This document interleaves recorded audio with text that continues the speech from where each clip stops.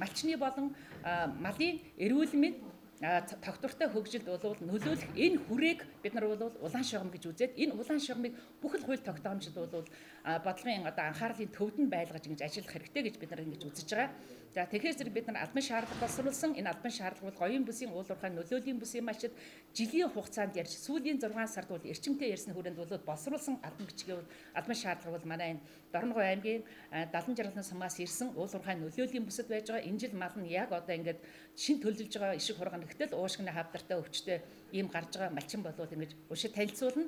За бид нар өнөөдөр өглөө 10 цагаас хүнс хөдөө аж ахуйн яамны сайд улсын их хурлын гишүүд Бадам Сүрэнтэй уулзаж бол энэ асуудлаар танилцуулаад цаашид төрөөс гарах нь энэ орхигдож байгаа бодлогууд салбар дундын уялдаа ягаад мал аж ахуйн салбарын бодлого хөдөө аж ахуйн салбарын бодлого уул уурхай яамны бодлоготой нийцэж гардаггүй юм. Ягаад уялдаатай гарахгүй байгаа юм бэ? Байгаль орчны салбарын хууль тогтоомжид мал аж ахуйн салбар хөдөө аж ахуйн салбарын бодлого ягаад уялдаатай гарахгүй байгаа юм бэ гэдэг асуудлаар бол ярилцлаа. Ингээд тодорхой түвшинд ойлголцож цааш өргөн хүрээнд бол хамтарч ажиллах ойлголцох дахин дахин уулзалтуудыг зохион байгуулахаар албан шаардлага бол гардуулаад ингээд ирлээ. За ингээд энэ дугаа малчид бол бүгдээрээ уул уурхай нөлөөлийн бүсэд 20-оос дээш жил ажилласан амьдэрсэн ийм малчид байгаамаа. За ингээд би Балан жаргал самын малчин амгалан бол урьж байна. За ийш суугаа.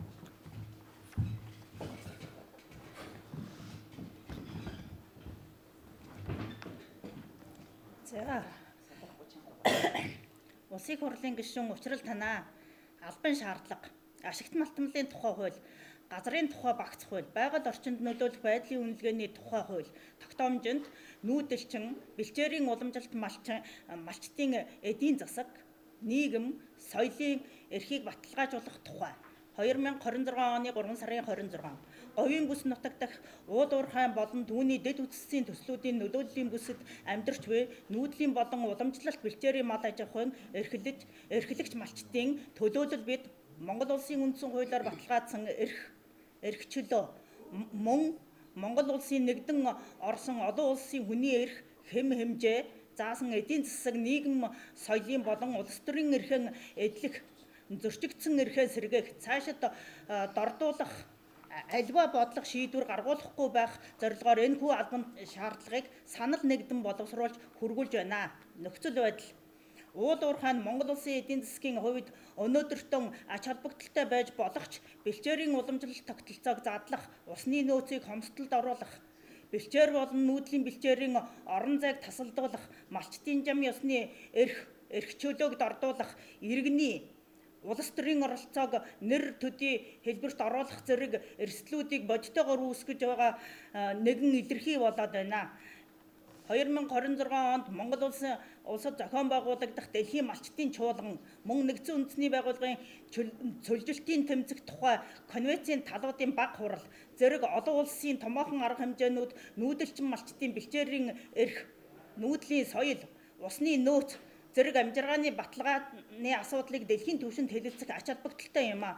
Гэвч энэхүү түүхэн боломжтой зэрэгцэн ашигт малтмлын тухай хууль, газрын тухай багц хууль, байгаль орчинд нөлөөлөх байдлын үнэлгээний тухай хууль, зэрэг малчдын бэлчээр, газрын эрхийн суур харилцааг зохицуулах хуулиудад нэмэлт өөрчлөлт оруулах хуулийн төслүүд хэлэлцэгдэж байгаа нь мэдээж чухал зүйл. Харамсалтай нэгдүгээр хуулийн төсөлд малчдын бэлчээрийн эрх, нүүдлэх эрх, усны аюулгүй байдал, амжиргааны баталгааг хангах, шийдвэр гаргах түвшний оролцоог дордуулах, хязгаарлах, үр дагавар бүхий зохицуулалт тусгасан байна. Сүүлийн 30 жилийн туршид тусгай зөвшөөрлийг малчдын 15-аас 60 жилийн хугацаатай эзэмшиж ирсэн өвөлжөө, хаваржааны бэлчээрийн талбайтай давхцуулан олгож малчдын урьдчилсан чөлөөт мэдээлэлтэй зөвшөөрлийг хуульчлан баталгаажуулаагүй. Усны эх өвөлжөө хаваржаа нүүдлийн орон зайд хамгаалалтын тусгай дэглэм тогтоохгүй хууль тогтоомж хэрэгжүүлж ирсэн. Мөн нөхөн олгуур нь амжиргааны урт хугацааны алдагдлыг тооцох эрх зүйн механизмгүй орон нутгийн санал авах ажиллагаа шийдвэрт бодитоор нөлөөлөх боломжгүй.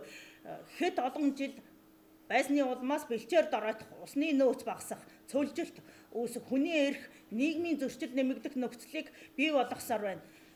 1997 болон 2006 оны ашигт малтмлын тухай хууль нь малчдын хохирох зорилготой заалт агуулж байгаагүй ч хэрэгжилтийн явцад бэлчээрийн нийтийн ашиглалтын уламжлалт эрх чөлөөг уул уурхай тусгай зөвшөөрлийн өмнө хууль зүйн хүчин чадалгүй болгосон юм.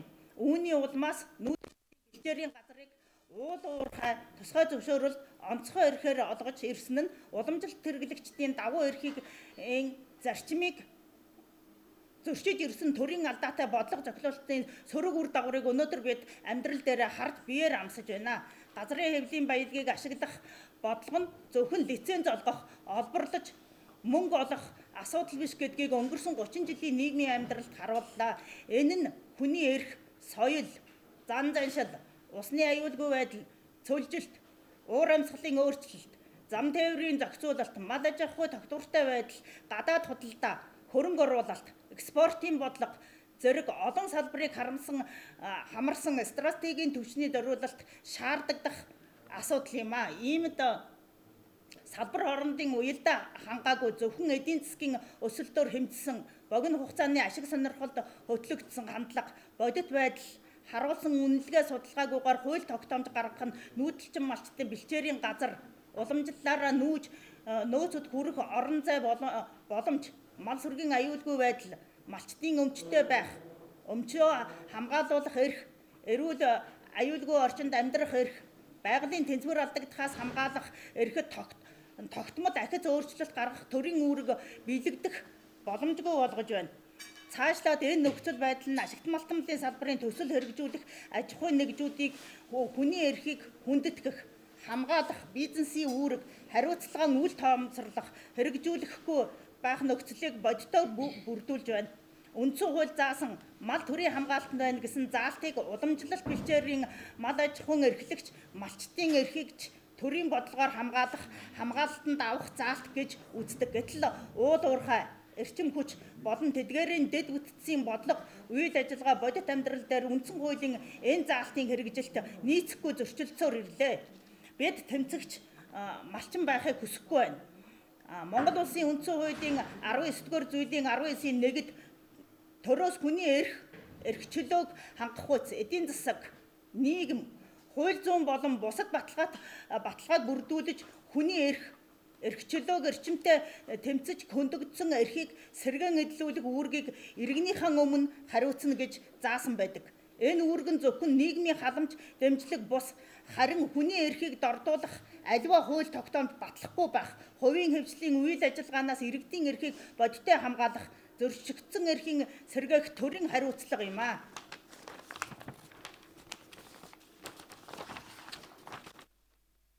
Бид уурхай бүхэлд нь эсэргүүцээгүй, харин газрын хэвлийн баялагийн ашиглалтанд малчтын амжиргаа, бэлчээрийн тогтвортой байдал, усны аюулгүй байдал, нүүдлийн өв соёлын эрхэд хашлах ёсгүй гэсэн зарчмыг хууль бодиттой хэрэгжих хууль байдлаар хуульчлан баталгаажуулахыг хатуу шаардж байна. Бэлчээр бол өмч биш. Бэлчээр бол малчтын амжиргаа, соёл, оршихуй үндэс, нийгмийн стратегийн нөөц юм. Төрийн бодлогын цөмд байлгахыг бид хатуу шаардж байна. Эдгээр үеийн үед нүүдэлчдийн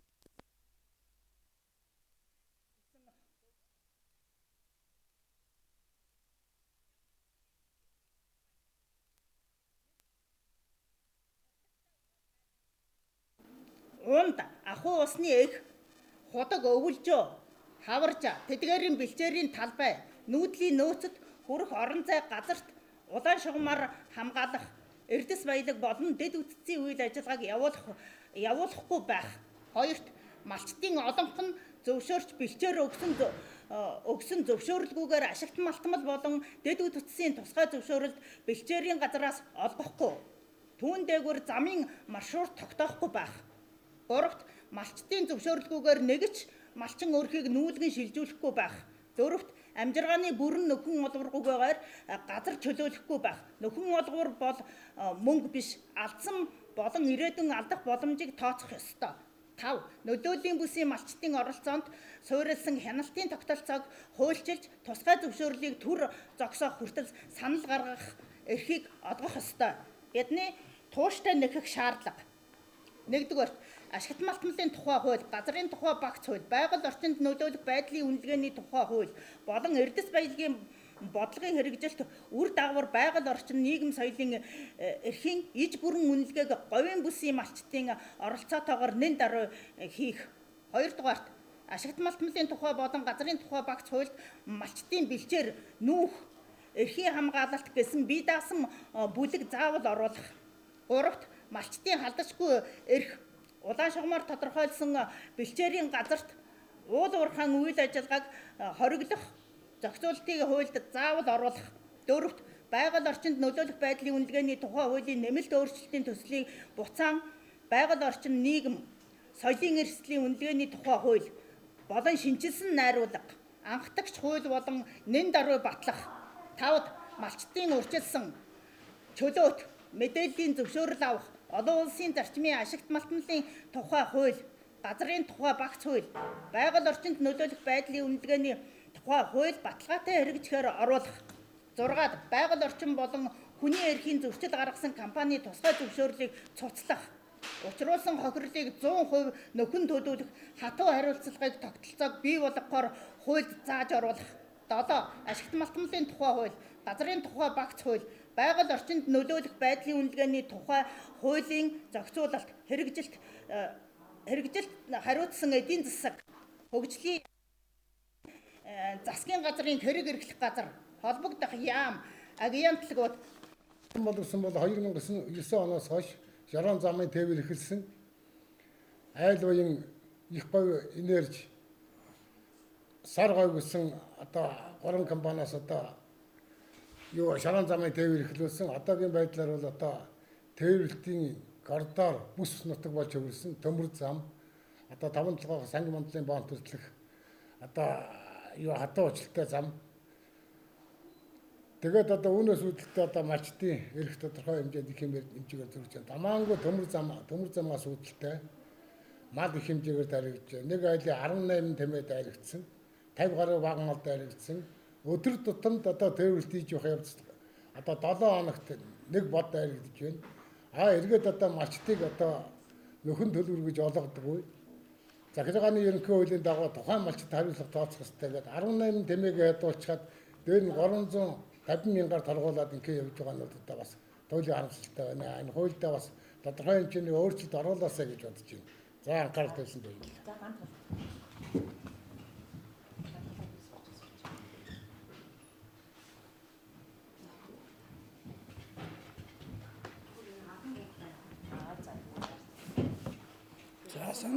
За сайн байцгаана уу. За би Өмнөг аймгийн 3 тусмын малчин байна. За Өмнөг аймгийнхаа малчтыг төлөөлж ирж оролцож байна. За тэгээд манай говь хоёрын бүсд бол одоо 1 га ба 5 га газруудыг одоо эзэмшил болгож хуулийн заалтанд оруулан тариалангийн газар гэдэг. Энийг бол хангаа говьж бүсчилж өгөхгүй бол одоо уул уурхайтай зэрэгцэн амьдарч байгаа малчтын бидний хувьд бол одоо үнэхээр боломжгүй нутаг дэвсгэргүй болж байгаа. Энийг хашаажуулна гэдэг бол одоо бас тэгэхээр говь хоёрын талд бол одоо болохгүй. Энийг хангаа говьчилж хэсэгчилж хууль журманд оруулж өгөөсэй гэж бас дуу болгож орж ирж байна. Дээрээс нь болохтойгон зэрэг манай өмнөгөө хэмжээнд одоо хамгийн их уул уурхайтай Монголын их суртыг бүх одоо нүүрсний суртыг гаргаж байгаа ийм аймаг. За тэгээ энэ бол одоо манай нүүрс тээврийн зам болон энэ хот хооронд явж байгаа том тэрэгнүүд, шалаан, автобуснууд одоо Шорон замаар явж одоо тоосчлтыг маш ихээр үүсгэж байгаа. За энийг одоо бас тодорхой анхааралд авч одоо бас хэлцэж асуудалд оруулмаар байна. Энэ одоо малчид бидний ганц одоо мал аж ахуйн салбар одоо бэлчээрийг бол одоо үнэхээр үгүй болгож байна. За ингээд энэ арга дээр энэ малчид бидрийг одоо хашаажуулна гэдэг бол малчин одоо өв соёл одоо тусгаар улс байхын одоо малчдын минь бэлчээр аж ахуй өв соёлыг минь одоо нүүдэлчин өв соёлыг минь одоо бас хязгаарлах иймэрхүү эвгүй байдал руу бас оруулж байгаа болоо гэж би бодож энийг хангаа бүсчилж бас зохицуулаарай гэж одоо та бүхнийхээ хуулийн аманд нь одоо бас санал дуу хоолой хүргэхээр ирлээ.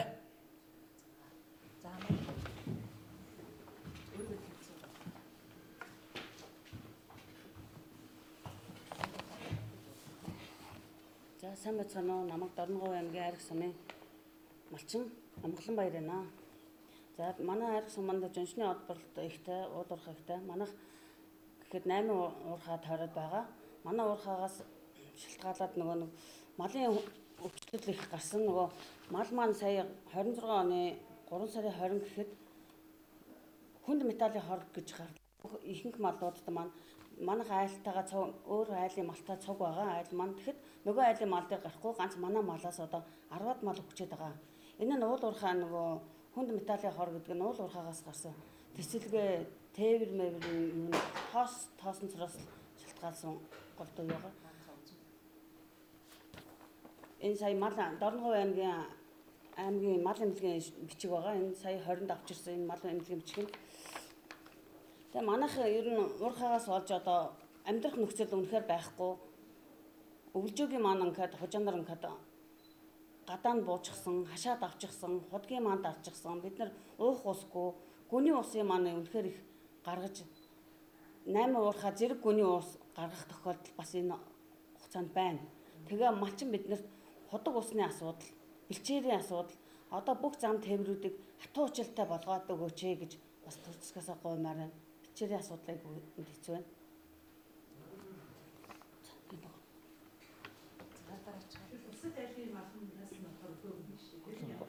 Хамт байгаа айлынхын мал нь өгөөгүй манайхаас болоод өөр айл дээр үлдчихэж байгаа. Энэ жил нөгөө өвлжин дээр буухан нөхцөлгүй болоод хорон хашаа маань урчихсан.